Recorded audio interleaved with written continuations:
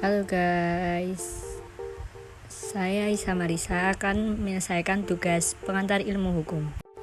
Baiklah, kali ini saya akan memaparkan tentang sistem hukum Eropa kontinental, sistem hukum Anglo-Saxon, sistem hukum adat, dan terakhir sistem hukum Islam. Tanpa berlama-lama kita simak pengertian sistem-sistem hukum yang saya sebutkan. Baiklah, kali ini saya akan menjelaskan sistem hukum Eropa kontinental. Sistem hukum Eropa kontinental berkembang di negara-negara Eropa daratan seperti Jerman, Prancis, Spanyol, dan Italia, atau dikenal dengan sebutan civil law.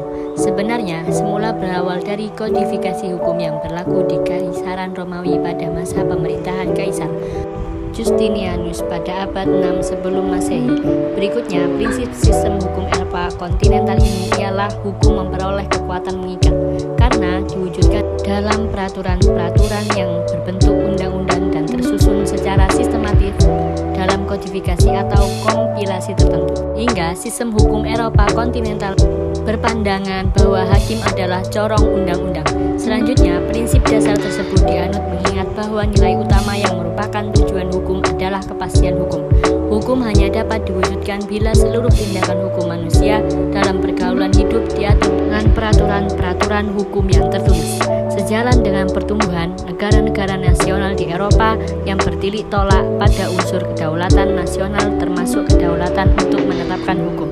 Maka dari itu, sumber hukum di dalam sistem hukum Eropa kontinental ini meliputi undang-undang yang dibentuk oleh pemegang kekuasaan legislatif di peraturan-peraturan yang dibuat oleh pemegang kekuasaan eksekutif berdasarkan wewenang yang ditetapkan oleh undang-undang atau peraturan-peraturan hukum administrasi negara.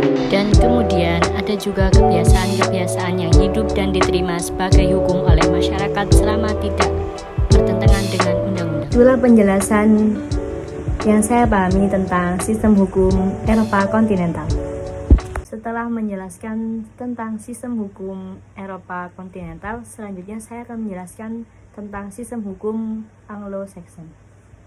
Sedangkan sistem hukum Anglo-Saxon sering disebut dengan istilah common law, di mana yang bertitik tolak pada prinsip-prinsip hukum yang timbul dan berkembang berdasar pada putusan-putusan hakim atas perkara yang dihadapi. Sistem ini berkembang di negara Inggris, Amerika Serikat, Kanada, dan Australia.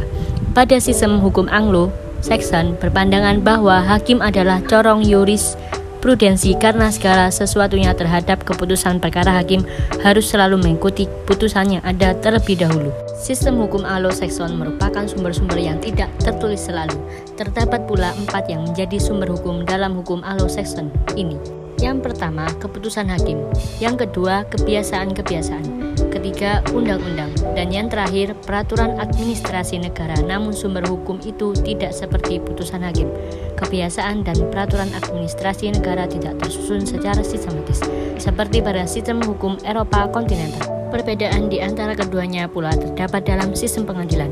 Di negara Anglo-Saxon menggunakan sistem juri. Berikut ini adalah contoh gambar sistem juri. Dalam sistem juri ini bertindak memeriksa peristiwa atau kasusnya, kemudian membentuk bersalah dan tidaknya terdakwa atau pihak yang perkara. Hal ini berbeda dengan sistem hukum Eropa kontinental yang menggunakan sistem peradilan berat berdasarkan majelis hakim. Dalam sistem majelis hakim bertindak sebagai pejabat yang memeriksa dan memutuskan hukumannya. Indonesia menganut beberapa sistem hukum yang dimana salah satunya yaitu civil law. Civil law yang dapat dibuktikan dengan adanya Undang-Undang Dasar 1945 sebagai landasan konstitusi negara. Itu sistem hukum Eropa kontinental ini merupakan sistem hukum yang didasari oleh adanya kepastian hukum dalam bentuk perwujudan untuk menjamin perlindungan terhadap rakyat. Di mana sistem hukum ini menekankan adanya bentuk hukum tertulis yang dijadikan peraturan-peraturan perundang-undangan sebagai bentuk dasar pertama sistem hukumnya. Itu dengan adanya hukum tertulis tersebut, hakim tidak memiliki kewenangan dalam memiliki keputusan hakim sebelumnya. Baiklah, itulah yang saya pahami tentang sistem hukum Anglo-Saxon. Selanjutnya, saya akan menjelaskan tentang sistem hukum adat dan sistem hukum Islam. Mari kita simak penjelasan. Kemudian kita akan membahas mengenai sistem hukum adat dan sistem hukum Islam, yang mana telah mengemukakan bahwasanya hukum adat merupakan sesuatu keseluruhan yang dikuatkan oleh fungsionalis hukum yang berlakunya serta-merta dan ditaati. Dan dalam hal ini, Kuhn Vollenhoven juga mengemukakan pendapat bahwasanya hukum adat dan adat itu berbeda. Adat dapat dijadikan menjadi hukum adat apabila keseluruhan dari aturan masyarakat yang tidak terkodifikasikan tersebut memiliki saksi. Jadi, dalam hal ini ada 3 indikator yang membedakan antara adat dan hukum adat. Misalnya saja, yang pertama ada yang namanya putusan, ada saksi dan ada akibat hukum. Lalu bagaimana eksistensi hukum adat di Indonesia? Ya, eksistensi hukum adat di Indonesia bisa kita lihat di dalam konstitusi kita, yaitu Undang-Undang Dasar 1945 dan dalam peraturan perundang-undangan yang lainnya.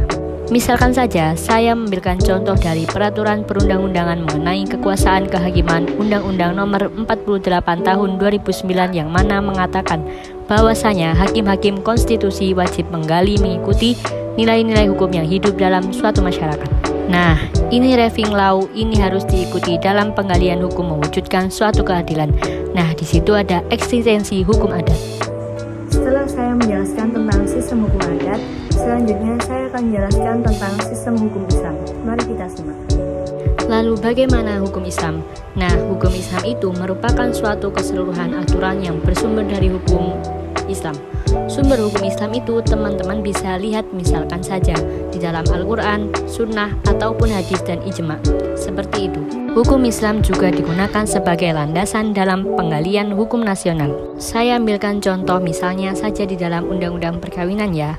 Undang-Undang Nomor 1 Tahun 1974 yang mana sudah diperbarui di dalam Undang-Undang Nomor 16 Tahun 2019, di mana secara yuridis pengertian perkawinan merupakan suatu ikatan lahir batin antara perempuan dengan laki-laki. Nah, perempuan dengan laki-laki ini adalah suatu ikatan yang merupakan ikatan perkawinan, bukan antara laki-laki dengan laki atau perempuan dengan perempuan gitu.